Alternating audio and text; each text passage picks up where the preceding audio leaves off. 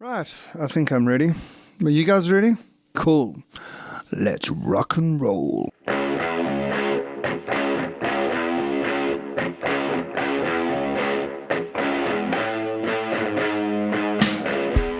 Hey, it's Friday again and it's time for another episode of the Bit of Fen podcast.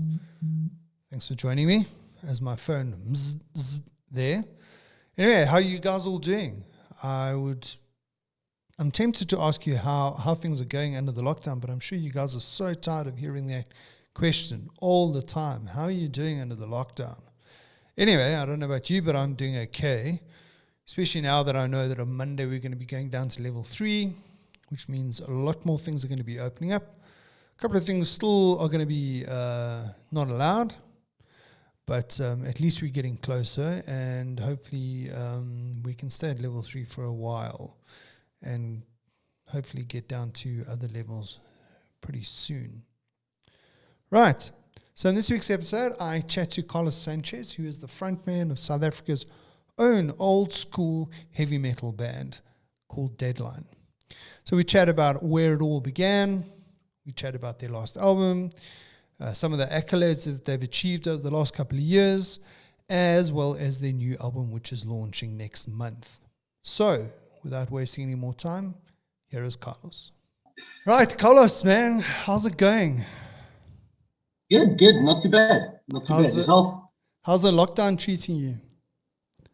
I suppose the same as with everyone else, eh? It kind of ebbs and flows. I've been quite lucky to have continued working since we went into lockdown on level 5, working from home because we can work remotely. So it's kept my 9 to 5 at least occupied. But otherwise, it's some days are better than others, I suppose. Yeah, absolutely.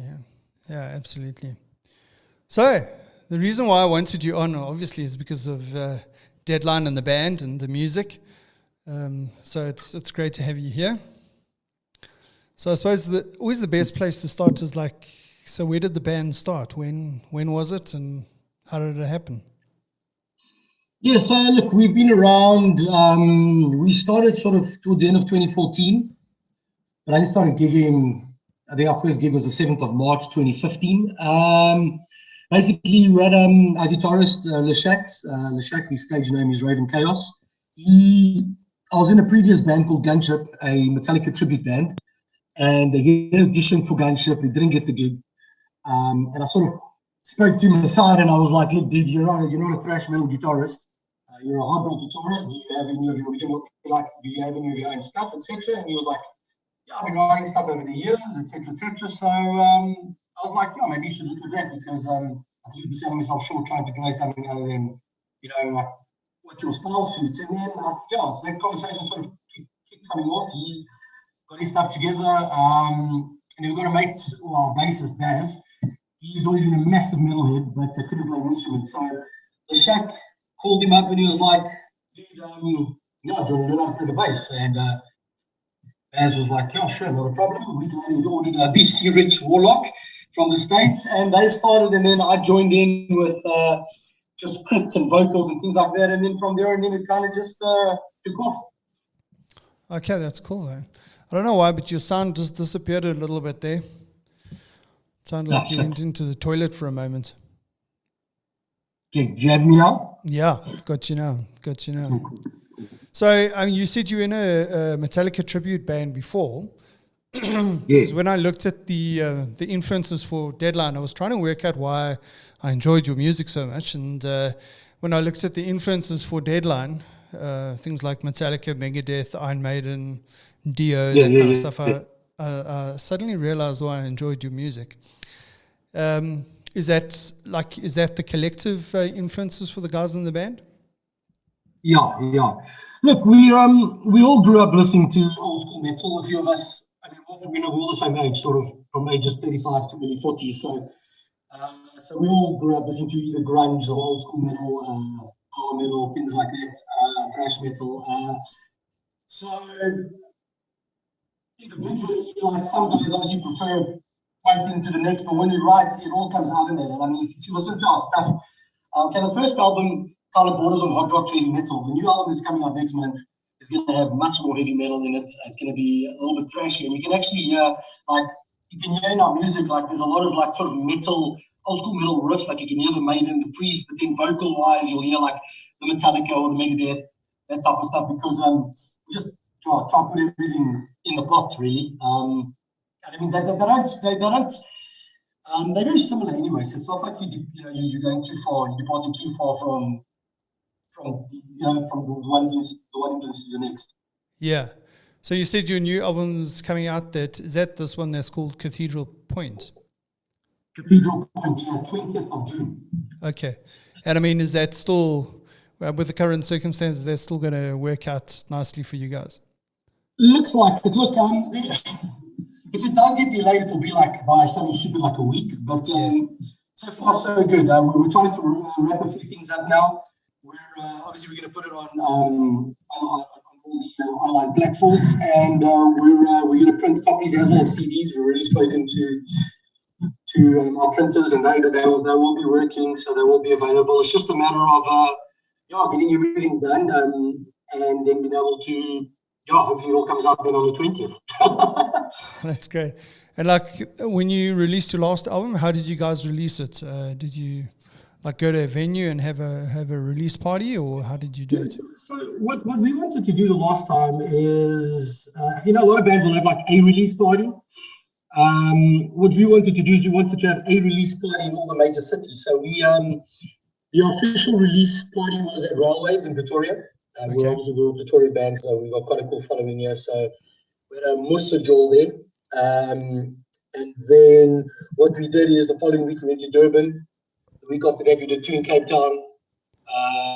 We did PE, we did Joburg, and we just tried to, we took a punt because a lot of people didn't know us in Cape Town, people didn't know us in Durban. Obviously some cities worked out better than others. What we tried to do is we tried to get popular bands in that specific city to open for us. So obviously, just get people coming in. But we tried that, it worked, and we also, what we did with that one is we released the first 100 CDs, were all individually numbered and signed by the band. Okay. So I suppose should we ever become super duper famous, like some competition. And I mean, like in terms of releasing the new album, have you guys got any thoughts? Have you had to change your idea about that? Now, we're going to stick to the 100 as well, signed and numbered. What we have done this time around, and it's slightly more ambitious, is we're releasing the album in 2 different colors. Okay. So the one is going to be like a yellow and red, and then the other one's going to be like this blue, purple, and yellow. Okay. So, so we've already started taking pre-orders. I think we've already, so it's 100, so it's 200 CDs. I think we've already managed to have almost 100 booked. So, it's going all right. I mean, obviously, the logistics about getting the CDs to people is going to be a bit tricky, but we'll sort that out. I mean, I suppose tonight we'll hear what's going to happen with level 3. Should level 3 be implemented next week, and then we can see, what we can and can't do. Yeah, sure. So those limited edition CDs that you guys are organizing, I'm assuming people can go and sign up for that on your website, right?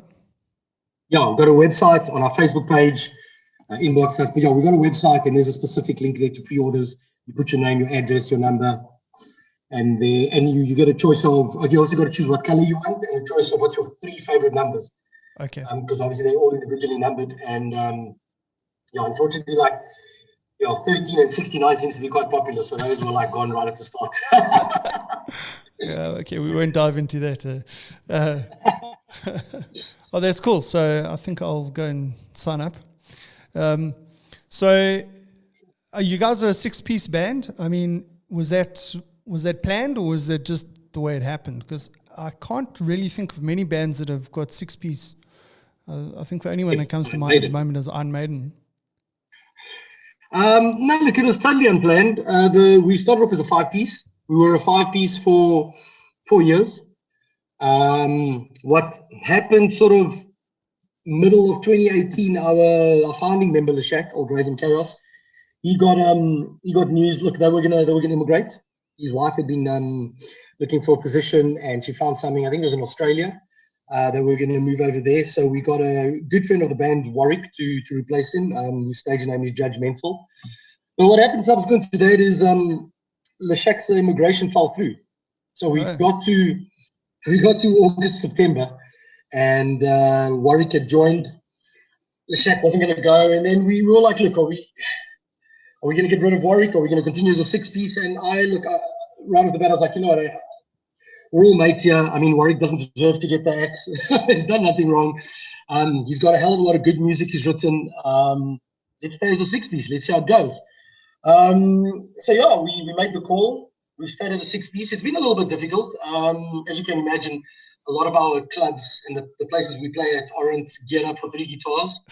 It's really hard in the mix. It's been messing up my vocals live because of feedback and things like that. So I've got a wireless mic, and but probably rolls the punches, man. He's brought a lot of good songs.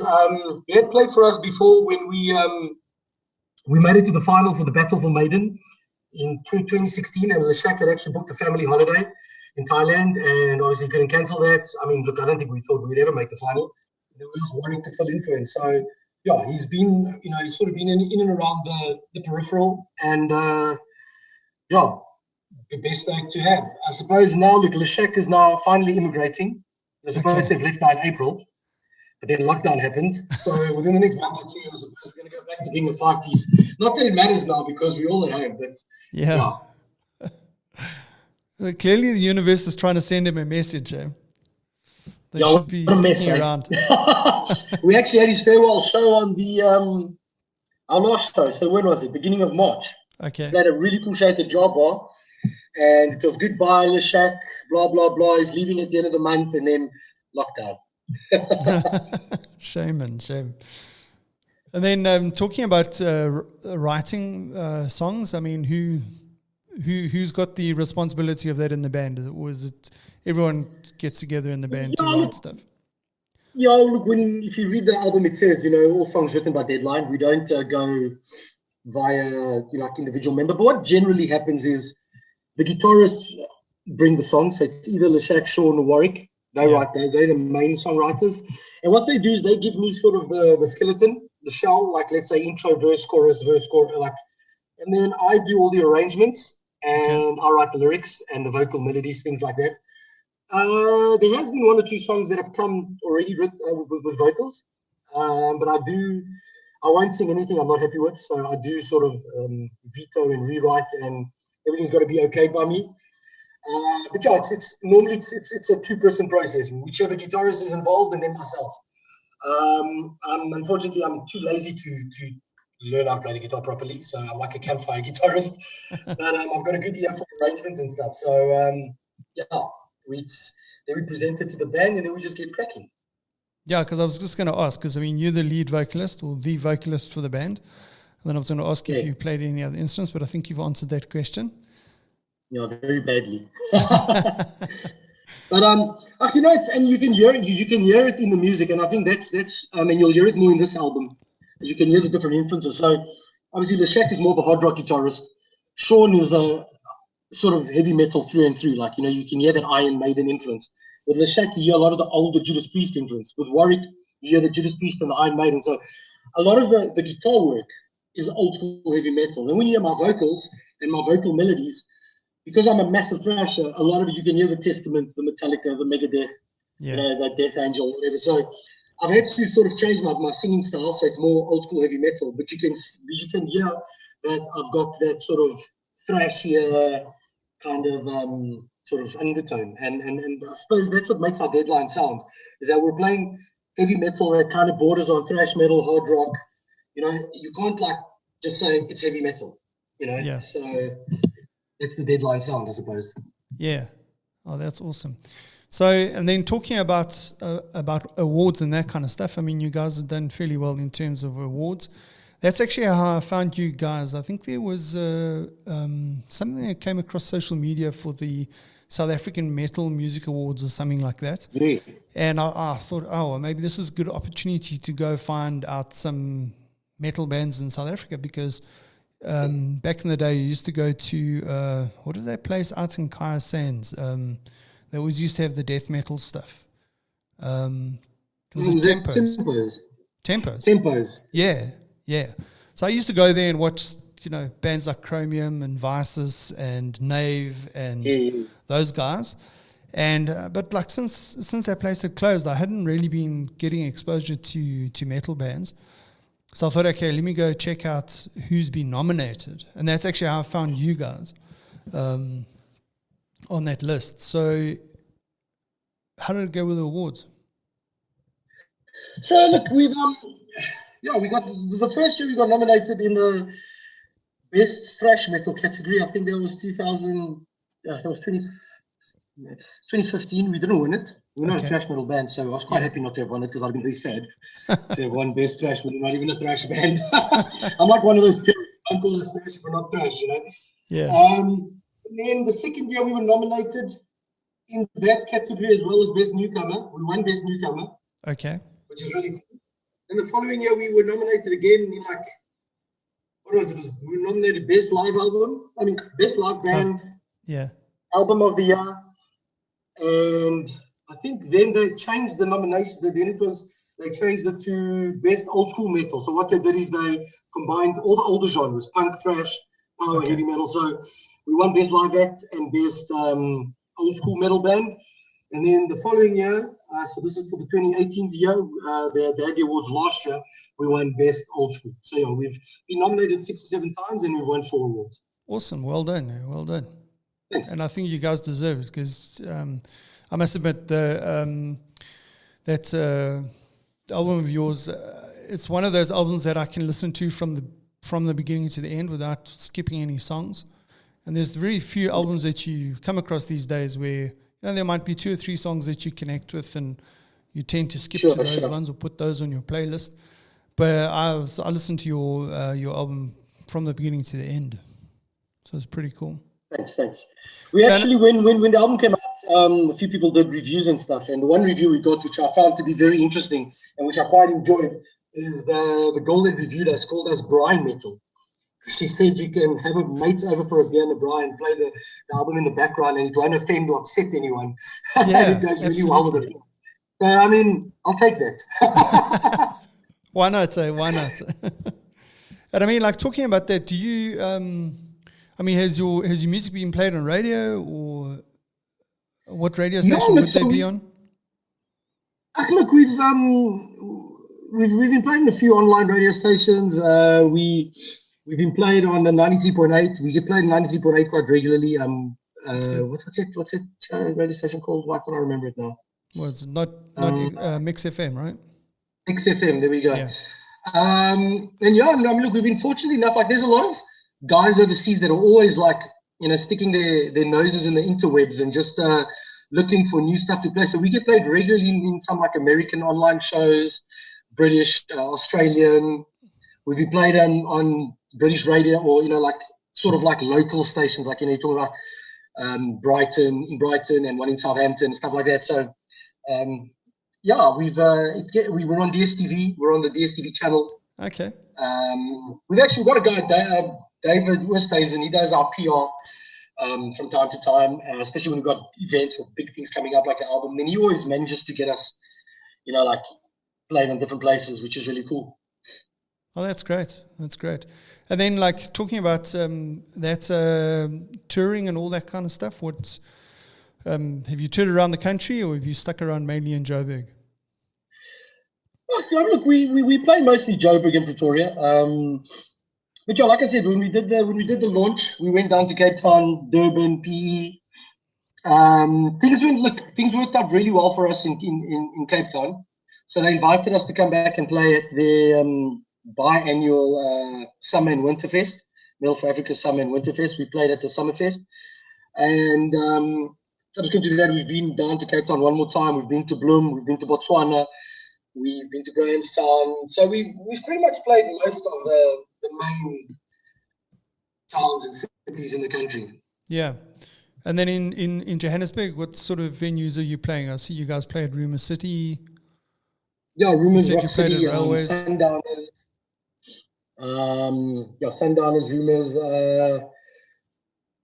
Where else have we played? Over up here, we've got Railways, the Job, which we played at the other day, the skate park. Why have I just hit a blank? What else is there?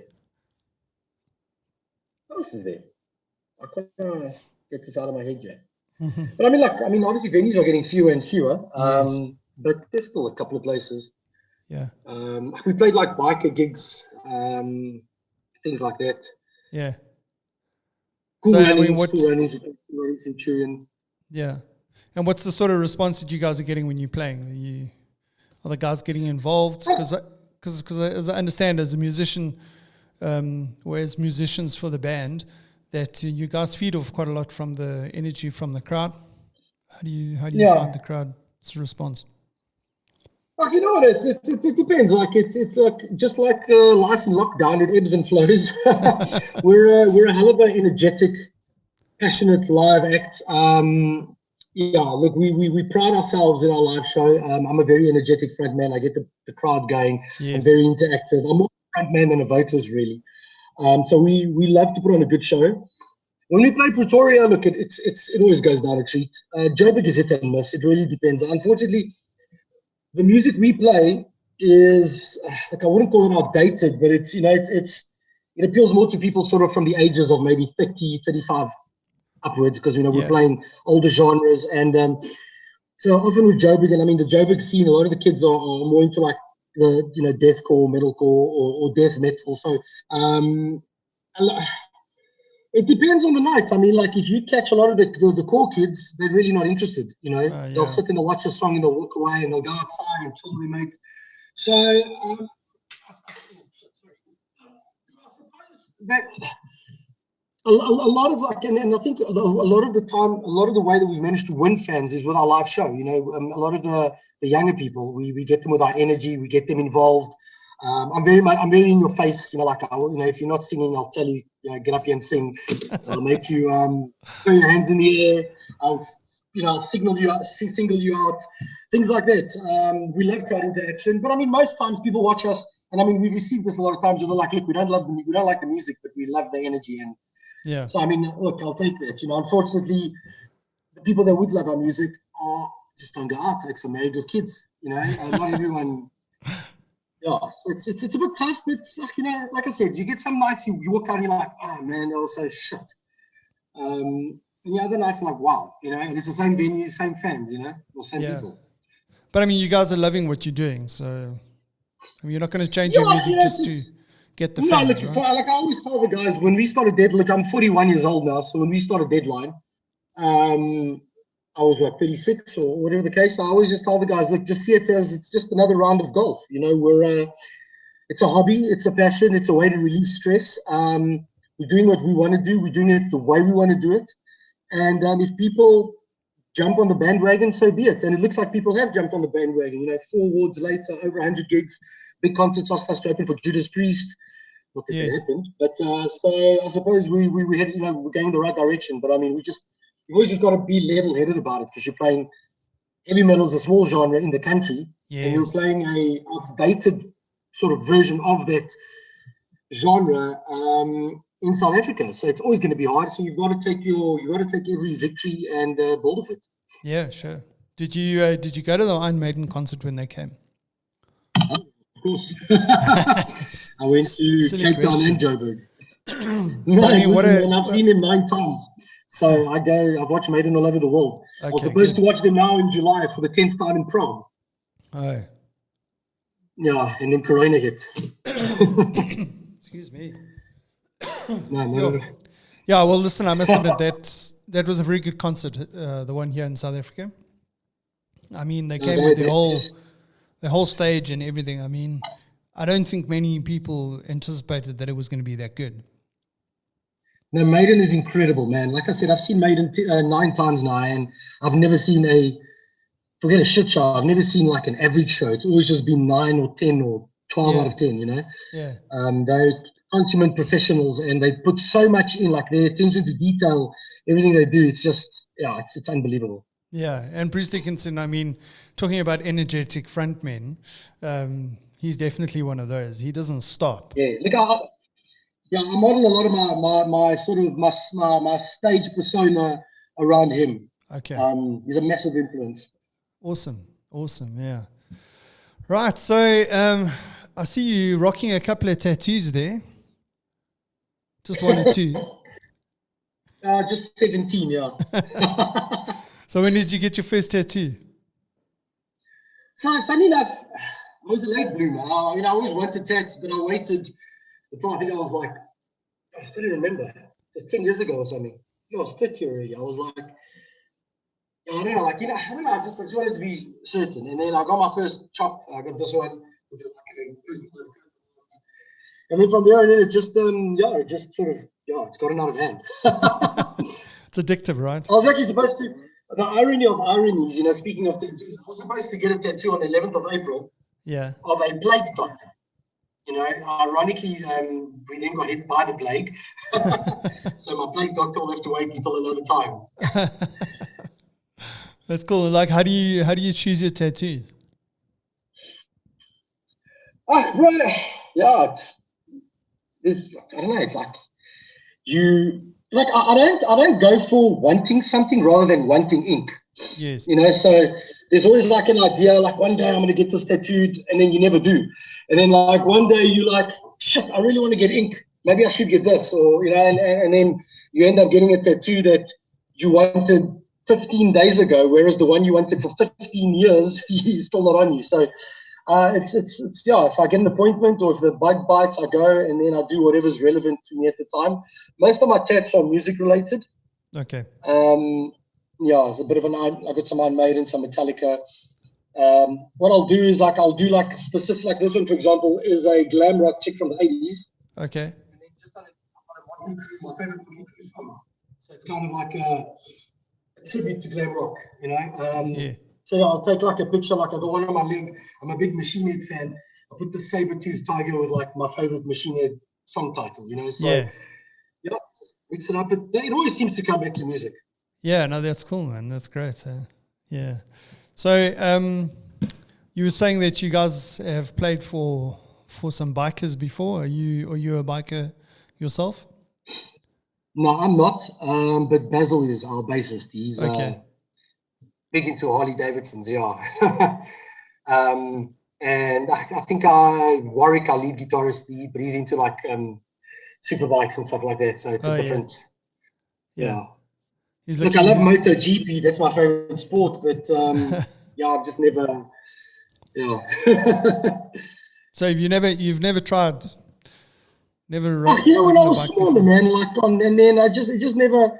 The bug never bit me. But funny enough, the bug has bit me now.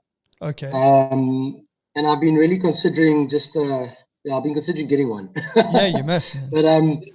But I just like I've also been considering immigration, so I've been kind of like yes, no, and I was like, if I stay, I'm buying a bike. If I go, then I'll get a bike elsewhere. Yeah. So, and if you immigrate, where you looking to go? Yeah, somewhere in Europe, I suppose. I've got an European passport, so okay. So, and I mean, Carlos Sanchez, where does Carlos Sanchez originally come from? What's your heritage? Well, I'll tell you, Sunnyside, Pretoria. No, I've got Portuguese parents with a bit of Spanish. Oh, right. So mostly Porto. Yeah. So that's cool. And can you speak Portuguese, Spanish? Yeah, fluently. My parents, when I was a kid, they sent me to Portuguese school. Nice. And then I did it as a subject from standard 8, 9, and 10. I took it as through UNISA, I took it as like a 7th subject. Okay. Not sure why, actually. But, But it's good. Because, I mean, that'll definitely help you if you're in Europe. If you go. 100%. Yeah. That's cool. And so, I mean, as a musician, I mean, it's really difficult to do that as your day job. Because when I chat to bands and I ask them, so what advice would you give to aspiring musicians in South Africa? They would say, get a day job. So what's your day job? I think look, with me, I was never a musician to begin with. I studied law at Tucky's and became a lawyer. And then I left law and I stopped practicing and I joined a private bank. And so this was always just a hobby for me. Sure. I've never taken a singing lesson. I've never taken a music lesson. I learned how to play the guitar sort of at mates' houses over the internet, stuff like that. So I don't know if I'd call myself a muso. I think earlier I said I'm a front man. I'm more of an entertainer than a musician. Fair enough. But it's like, it's like I've got a lot of mates that are full-time musos, but the thing is, what you got to put in your head is that you can't just say, hey, man, I'm going to become a heavy metal drummer or I'm going to become a heavy metal guitarist. You got to say, I'm going to become a drummer and I'm going to teach drumming. I'm going to do session work. I mean, I got a lot of mates that they teach drumming. Like, let's just say drummers, they teach drumming during the day. They're music teachers. They've got 2 or 3 bands like they're playing heavy metal bands. That's their passion. Then they'll like be a drummer for an Afrikaans guy. Guy that sings like Afrikaans music, and that's where they get a lot of their money. So you've got to be sort of dynamic to understand that you can't play heavy metal or you can't play punk music, whatever, in South Africa and make money from it. But you can play in a punk band, you can play in a blues band, you can play in like a pop act, and you can be like a session muso, and you could still be able to get by. Yeah, sure, absolutely. Yeah. Anyway, Carlos. I look forward to the new album. I have to tell you, I'm going to go sign up on the website there and see if I can get myself a special edition. Yeah, please do. That'd be great. And I look forward to the first live gig, because unfortunately I've never been able to see you guys live because something always seems to come up, like you're saying, I'm one of those guys that's got responsibilities like kids and that kind of stuff. Yeah, I know, it's crazy, man. Like, I mean, also like we also try to get a lot of our mates out to shows, and every now and then, like when they do come to that one show, they're like, wow, you guys are so crazy live. And it's like, that's the one thing about me. Like, if I'm going to play in a scene where everybody's younger than me, and I'm going to make sure that I throw myself harder, run faster, shout louder, and, yes. Like almost every show I'm bleeding, bunching walls, doing things. Like, I love that old 80s kind of rock star kind of, like we wear the battle jackets, the leather pants, the bullet belts. So when we get up on stage, it's like, the fuck deadline is, Yeah, absolutely, yeah. So, I mean, I watched that, the one video of yours, which is it Blood Beast, right? Yeah. I mean, that's, I think one gets a good sense of what your sort of stage presence is as a band. Yeah. Yeah. Yeah, look, we wanted to play old school music and bring the old school look back. Because as you watch these bands, they're so heavy, but the guys look like they've just come out of a braai. They look sloppy. They like, I mean, look, no disrespect to the guys. I mean, one of them are my mates, but it's just like, I believe that like images is also a very vital part of what you're doing. So what we wanted to do is we wanted to bring back the image. But we want to have less of that old school attitude. You get a lot of these old school metalheads that are massive elitists, like, they hate core and they hate this. So we welcome everything, but this is who we are. This is what we do. Yeah. We play with chains on stage. We've got flags. We've got fake blood. We'll do all sorts of things because we want to bring like that sort of the spirit of the 80s back again. Yeah, absolutely. So, I mean, you're a Metallica fan, right? What did you think of their last album? I love it, maybe it was a few songs too long. Yeah. There's 12 songs. Sort of the first, so remember they released 2 CDs in the one. The first CD with the first 6 songs is perfect. Yeah. I never thought Metallica would ever write 6 songs like that ever again. I thought there was, like Atlas Rise, Now That We Did, Halo on Fire, those songs are so good. Yeah. Then it kind of sort of fizzles out in the second half, I think. I don't know, but look, in my opinion, Metallica hasn't released a good album since Metallica, so I'm not a load or reload man. So, man, it was. I loved it. I loved it. Yeah, because I must admit, I thought after Death Magnetic, I like some songs on Death Magnetic, but I didn't think that they were going to bring out another decent album. I told my mate. Yeah, no, yeah. Like understand that Metallica is my favorite band, and I was saying, they over. That's what that was before that album came out. I was like, nah, I'm not. I wasn't even like looking forward to the new album. And shit, when it came out, I was like, because how they did is they released those videos. I think it was like every 2 hours or something across the world or whatever. Man, I remember that, So one of my favorite songs, probably my favorite song in there is Halo on Fire.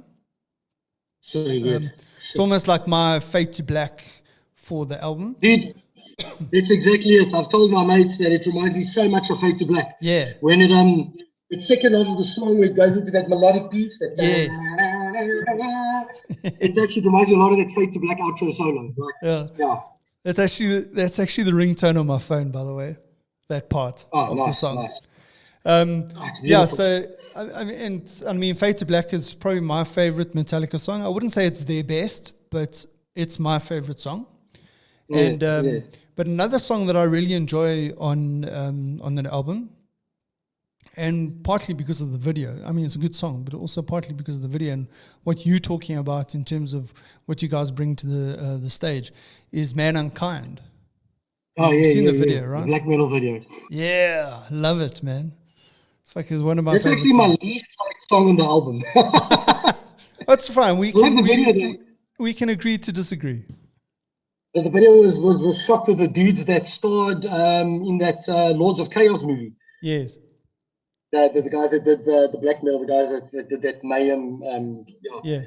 No, you know what's like the thing that I always tell people, I tell a lot of my mates, is we can never expect our favorite bands to keep releasing great albums. Like, I'm a firm believer that every great band, be it Metallica or U2 or the Rolling Stones or the Doors or Iron Maiden or whatever music you like, every great band only really has 4 really good albums in there, 4 or 5. Like, you can't write, like, when you're young and you're hungry, you're going to write incredible music because it comes from a place of, like, there's a hunger. But if you are very successful and now you just got to start shitting albums out, you just don't have that drive. You know, your drive is different.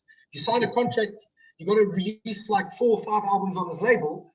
By the time you get further down the line, it's very hard to sort of replicate that. And then the other thing is, the minute you have a very good album, like something that is mind-blowing, that like changes the course of music, like let's say Metallica, you will never be able to follow that up. Yeah. And there's countless bands that have hit that. I mean, Machine Head grew until they released The Blackening. Since The Blackening, every album they've released has just been sort of not as good as the other. And I mean, opinions can vary. I mean, we all got different ears and we're all entitled to like whatever, everyone's ears different, but you can hear a good album.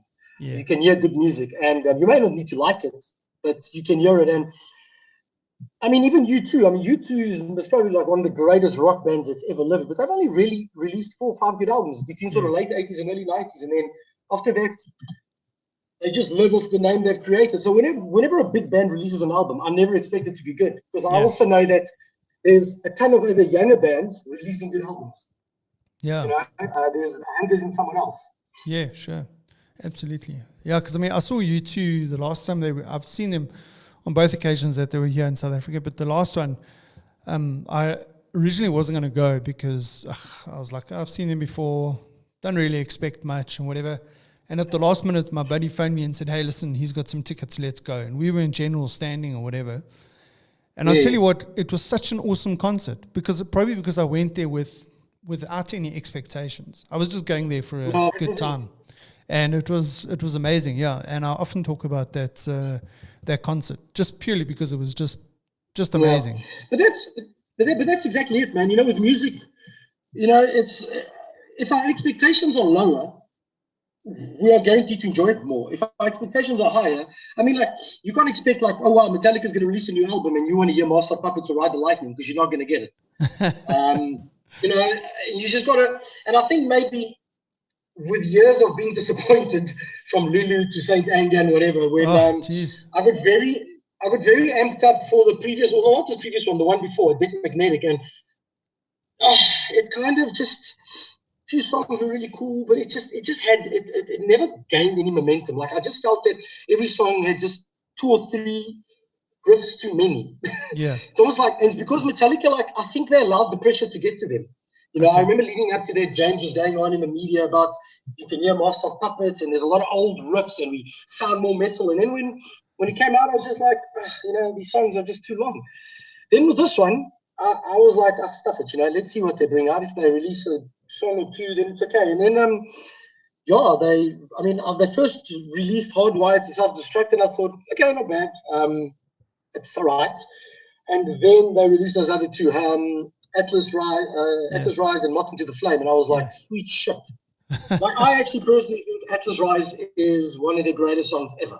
Yeah. Like, my favorite Metallica is Blackened, Creeping Death, and Fade to Black, and I put Atlas Rise right up there. It's so good. Yeah. Oh, that's awesome. So yeah. good. Yeah, so I've got 2 teenage daughters, and I was actually quite amazed that they actually knew all the lyrics to Moth into the Flame. Because, I mean, I played in my car when we in the car, and they obviously enjoyed it so much that they were listening to it outside of the car, and, they knew the lyrics to the song, so I was actually quite impressed. Yeah. Well, that's the one they did at the Grammys or something with Lady Gaga.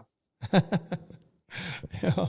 So, you were talking about albums. So you named your favorite songs. What were they? Creeping Death and Creeping Death, Fade to Black, and Blackened. Blackened, yeah.